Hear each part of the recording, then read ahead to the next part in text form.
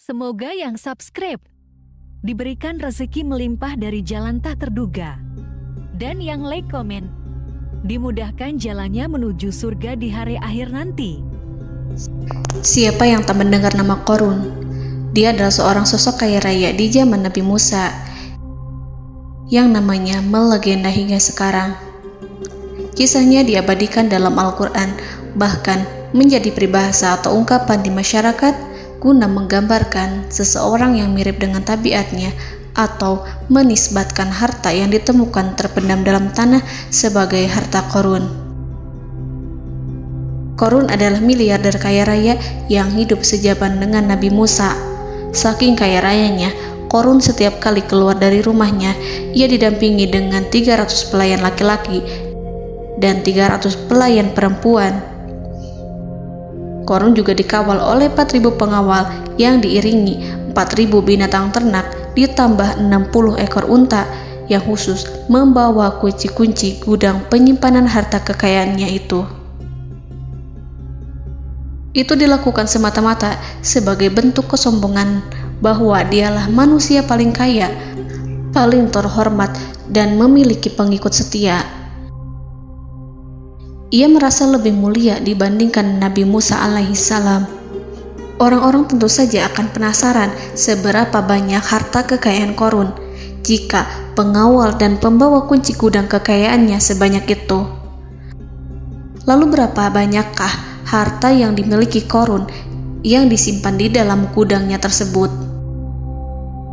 Sebelum saya melanjutkan, dimohon untuk menonton video ini sampai selesai supaya tidak ada kesalahpahaman dalam memahami isi cerita, serta mohon bantu channel ini semakin berkembang dengan cara tekan subscribe dan silakan tinggalkan like serta komen positifnya. Semoga dukungan pemirsa Risalah Kehidupan bernilai pahala dan menjadi wasilah dimudahkannya segala urusan pemirsa sekalian. Pemirsa Risalah Kehidupan, di zaman sekarang banyak orang yang mengistilahkan rezeki yang tak terduga dengan istilah harta Qorun. Lalu dari manakah sumber harta kekayaan Qorun yang sangat luar biasa itu? Serta di manakah Qorun dan hartanya ditenggelamkan? Siapakah Qorun dan bagaimana kisahnya dengan Nabi Musa? Qorun merupakan kaum Nabi Musa alaihissalam. Disebutkan oleh Ibnu Jurayj, nama lengkap Qorun adalah Qorun ibnu Yashar, ibnu Qahis, ibnu Lawi, ibnu Yakub. Ia merupakan putra paman atau sepupu Nabi Musa alaihissalam. Pasalnya, Nabi Musa alaihissalam sendiri adalah putra Imran, sedangkan Imran adalah putra Qahis. Dengan kata lain, Qorun masih satu kakek dengan Nabi Musa alaihissalam, yakni kakek Qahis. Ia adalah umat Nabi Musa yang taat. Tidak hanya memiliki banyak harta, Qorun juga termasuk orang yang cerdas dan berilmu. Ia menguasai ilmu duniawi dan ilmu ukhrawi, dan tercatat bahwa Qorun adalah ahli di bidang kimia. Dirinya tercatat sebagai ahli kitab Taurat setelah Nabi Musa. Kepandaian Qorun dalam ilmu agama membuat dirinya sering disebut dengan ilmu nawir, atau orang yang memberi cahaya dan penerangan. Suaranya terkenal merdu dalam membaca kitab Taurat. Selain itu, Qorun juga lihai dalam berbisnis. Ia mengetahui trik investasi yang menguntungkan, serta jalur perdagangan internasional yang strategis di zamannya. Kekayaan Qorun begitu banyak, sebagaimana tercatat dalam surat Al-Qasas ayat 76. Sesungguhnya Qorun termasuk kaum Musa, tetapi dia berlaku aniaya terhadap mereka. Kami menganugerahkan kepadanya perbendaharaan harta yang kunci-kuncinya sungguh berat dipikul oleh sejumlah orang-orang yang kuat. Dalam riwayat Kaisamah disebutkan, kunci gudang kekayaan Qorun dibutuhkan 60 bigol atau sejenis kuda kecil. Ukuran kuncinya sebesar jari, bahannya terbuat dari kulit, dan setiap kunci digunakan untuk satu gudang. Maka keluarlah Qorun kepada kaumnya dalam kemegahannya. Para ulama tafsir menjelaskan Qarun keluar dengan mewah diiringi dengan 300 gadis berbaju merah dan 4.000 kendaraan kuda. Tak heran, iring-iringan Qarun itu mengundang decak kagum mereka yang gandrung terhadap harta kekayaan. Sebagaimana yang terekam dalam ayat Al-Quran, moga-moga kiranya kita mempunyai seperti apa yang telah diberikan kepada Qarun. Sesungguhnya ia benar-benar mempunyai keberuntungan yang besar. Quran Surat Al-Qasas ayat 79. Namun tak sedikit kaumnya yang mengingatkan, ingatlah ketika kaumnya berkata kepadanya, janganlah engkau terlalu bangga, sesungguhnya Allah tidak menyukai orang-orang yang terlalu membanggakan diri atau farihin. Ulama menafsirkan istilah farihin di sana juga berarti takabur, zolim, berbuat kerusakan, arogan, dan tak mau bersyukur terhadap nikmat. Qarun dikisahkan memiliki ribuan kuda yang berisikan emas dan perak. Bila keluar rumah, Qarun selalu berpakaian mewah dan dikawal 600 pelayan dan diiringi 4.000 ekor kuda serta 60 ekor unta yang membawa kunci-kunci gudang kekayaannya. Namun, sayangnya Qarun kemudian membangkang pada Nabi Musa dan menjadi pengikut setia Fir'aun. Mengenai dari mana asal-usul kekayaan Qarun, ada beberapa riwayat yang memberitahukan tentang asal-usul kekayaan Qarun. Sumber pertama menyebutkan bahwa jauh sebelum memiliki kekayaan, Qarun hanyalah seorang lelaki miskin yang tidak mampu menafkahi keluarganya. Anaknya sangat banyak. Lalu suatu ketika Qarun datang kepada Nabi Musa. Ia meminta Nabi Musa alaihi salam untuk mendoakannya agar Allah memberikan harta benda yang banyak. Qarun juga meminta Nabi Musa mengajarinya ilmu kimia dan ilmu-ilmu kehidupan lainnya. Qarun dikenal sebagai orang yang soleh dan mengikuti ajaran Ibrahim dengan baik, sehingga tanpa pikir panjang, Nabi Musa alaihi salam menyetujui permintaannya. Allah Subhanahu wa ta'ala mengabulkan doa Nabi Musa. Qarun diberikan kecerdasan luar biasa dan menguasai ilmu yang telah diajarkan kepadanya.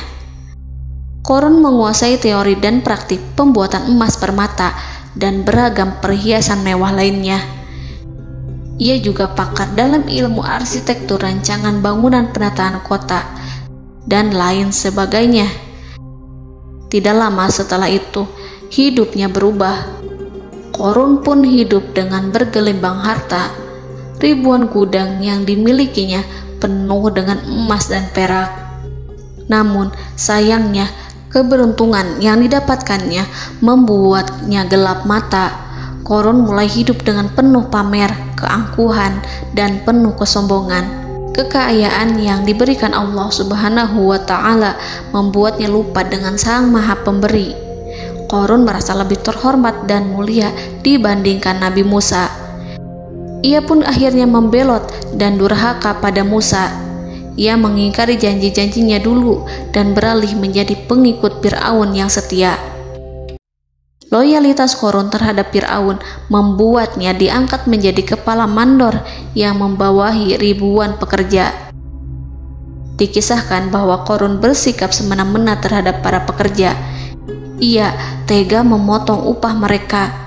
Ia melakukan korupsi demi membangun istana dan kemegahannya sendiri, dan untuk membangun gudang-gudang penyimpanan harta yang telah ia kumpulkan jauh-jauh hari.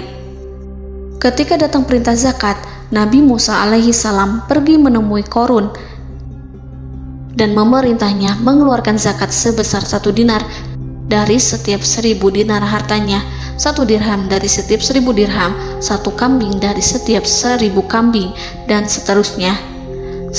Setelah Qarun menghitung seluruh hartanya, ternyata jumlah zakatnya sangat besar. Kekikirannya pun mulai menghalangi hatinya untuk mengeluarkan zakat. Qarun enggan membayar zakat ketika Nabi Musa alaihissalam menagih zakat yang diperintahkan oleh Allah untuk ditunaikan olehnya. Ketika Qarun dimintai zakat, ia langsung marah dan tidak memberikan sedikit pun kekayaannya. Dia berpikir bahwa harta kekayaan yang dimilikinya didapat dari hasil kerja dan usahanya, dan tidak ada kaitannya dengan siapapun, termasuk Allah Subhanahu wa Ta'ala. Janji Qarun untuk lebih taat beribadah dan membantu sesama jika diberi kekayaan oleh Allah dilupakannya. Dia mempergunakan kekayaannya tersebut dalam kesesatan, kezoliman, dan permusuhan, sehingga membuatnya menjadi sombong dan terlena. Orang-orang beriman pada masa itu sering menasihati Qarun untuk bersyukur atas nikmat yang telah Allah berikan, tetapi dia tidak mengindahkan nasihat tersebut. Dari sikapnya tersebut sudah jelas bahwa Qarun tidak membutuhkan nasihat kebenaran, bahkan merasa tidak takut dengan ancaman Allah. Sebab Qarun merasa sudah memiliki segalanya. Qarun merasa dirinya hebat dan pintar serta punya banyak pengikut setia, punya banyak pengawal dan merasa aman karena dekat dengan Raja Fir'aun. Qarun berkata, "Sesungguhnya aku mendapatkan harta ini karena ilmu yang ada padaku." Qarun sangat sombong. Ia merasa hartanya didapatkannya sendiri tanpa campur tangan dan kehendak Zat yang Maha Kaya, yakni Allah Subhanahu wa Ta'ala. Apakah Qarun lupa ataukah ia tidak tahu bahwa Allah telah membinasakan orang-orang sombong sebelumnya yang bahkan lebih kuat darinya, yang lebih kaya darinya, yang lebih banyak pengawalannya, lebih kokoh dan tak terkalahkan dibanding dirinya? Karena terdorong sifat kikir dan angkuh, maka Qarun membuat rencana untuk melakukan tipu daya agar dia terlepas dari kewajiban membayar zakat. Dia ingin menjatuhkan nama baik dan citra baik Nabi Musa. Kemudian dia mengumpulkan tokoh-tokoh konglomerat Bani Israel. Ia berkata kepada mereka, "Wahai saudara-saudaraku, terhadap apa yang diperintahkan Musa untuk membayar zakat, apakah kalian akan mematuhinya? Sekarang dia hendak mengambil harta yang ada di tangan kalian, maka pikirkanlah suatu cara untuk menghindari perintahnya." Para pembesar-pembesar yang dipanggil kemudian menjawab, "Wahai paduka Qarun, engkau lebih besar daripada kami. Kami akan melakukan apapun yang kau inginkan." Qarun berkata, "Datangkanlah kepadaku wanita cantik. Aku akan memberinya hadiah besar jika ia berhasil menggoda dan memfitnah Musa." Ketika wanita cantik yang diinginkannya datang, Qarun memberikan kepadanya uang muka sebagai jaminan. Ia akan membayarkan seluruh yang dijanjikannya ketika berhasil menjalankan misinya. Bukan hanya itu, Qarun pun berjanji akan menjadikan wanita ini sebagai istrinya. Keesokan harinya, Qarun mengumpulkan Bani Israel. Setelah itu, Qarun menghadap kepada Nabi Musa seraya berkata, "Orang-orang menanti kedatangan Anda, sampaikanlah saran dan nasihat kepada mereka." Nabi Musa kemudian keluar dari rumahnya. Ia mulai menyampaikan nasihat pada umatnya. Di antara nasihatnya, beliau berkata, "Barang siapa yang mencuri, aku akan memotong tangannya. Barang siapa yang memfitnah, aku akan mencambuknya sebanyak 70 kali. Barang siapa yang tidak mempunyai istri dan dia berbuat zina, maka aku akan mencambuknya sebanyak 70 kali. Adapun barang siapa yang memiliki istri dan ia berbuat zina, aku akan rajam dia sampai mati." Qarun kemudian berkata, "Apakah ini juga berlaku untuk Anda jika Anda sendiri yang berbuat zina? Apakah Anda akan menerima hukumannya?" Kemudian Nabi Musa menjawab, "Ya, meskipun saya sendiri yang melakukannya." Maka kemudian Qarun memanggil wanita yang telah dibayarnya. Wanita itu berdiri di depan Nabi Musa dan Bani Israel yang telah berkumpul, mengaku sedang hamil karena berhubungan badan dengan Nabi Musa. Maka marahlah Nabi Musa atas fitnah kejam yang diarahkan kepadanya. Kemudian Nabi Musa melakukan sholat 2 rakaat, lalu mendatangi wanita itu dan menyumpahnya agar mengatakan siapa yang menyuruhnya. Wanita itu menjadi ketakutan. Ia bergemetar di depan Nabi Musa dan mengaku bahwa yang menyuruhnya adalah Qarun. Lalu wanita itu bertaubat dan meminta maaf kepada Nabi Musa. Seketika Nabi Musa bersujud seraya berdoa kepada Allah agar menimpakan azab kepada Qarun. Allah memberi wahyu kepada Musa bahwa bumi telah dijadikan tunduk kepada perintah Nabi Musa. Kemudian Nabi Musa berkata kepada bumi, "Wahai bumi, telanlah Qarun beserta kekayaannya, habiskanlah semua." Kala itu Allah menurunkan wahyu kepada Musa alaihissalam untuk memerintah bumi apapun yang diinginkannya. Begitu Nabi Musa alaihissalam datang dengan wajah sangat marah, barulah Qarun merajuk, "Wahai Musa, sayangilah aku." Sementara Nabi Musa alaihissalam tak bergeming. Beliau lantas berkata pada bumi, "Wahai bumi, ambillah mereka." Seketika rumah Qarun mulai bergetar. Qarun dan antek-anteknya mulai dibenamkan hingga bagian lututnya. Rumahnya ikut turun sedalam lutut. Qarun kembali merajuk, "Sayangilah aku Musa." Rumahnya kembali berguncang. Kini Qarun dan kawan-kawannya kembali terbenam hingga pusar. Demikian pula rumahnya. Qarun terus merajuk, "Wahai Musa, sayangilah aku."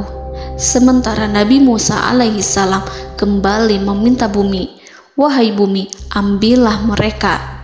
Rumah Qarun berguncang lagi, sementara Qarun dan kawan-kawannya terus terbenam hingga bagian tenggorokannya. Demikian pula rumahnya.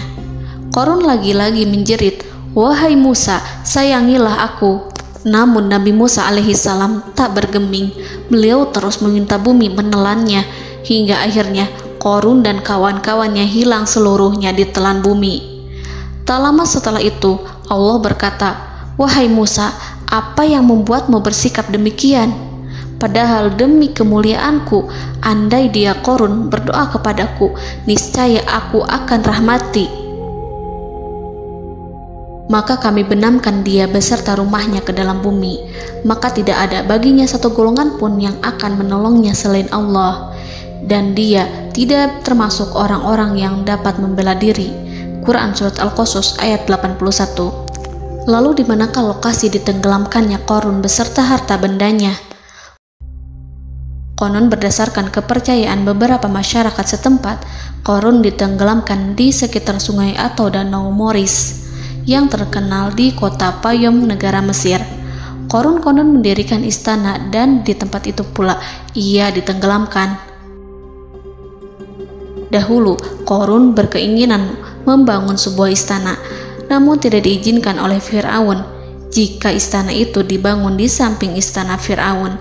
Terlebih, Qarun juga tidak ingin membangun istana di tengah pemukiman Bani Israel yang terletak di tanah Jasan. Fir'aun pun memberikan tanah di wilayah Fayom.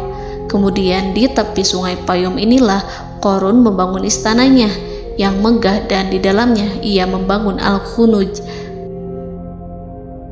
gudang penyimpanan harta berisi emas dan perak.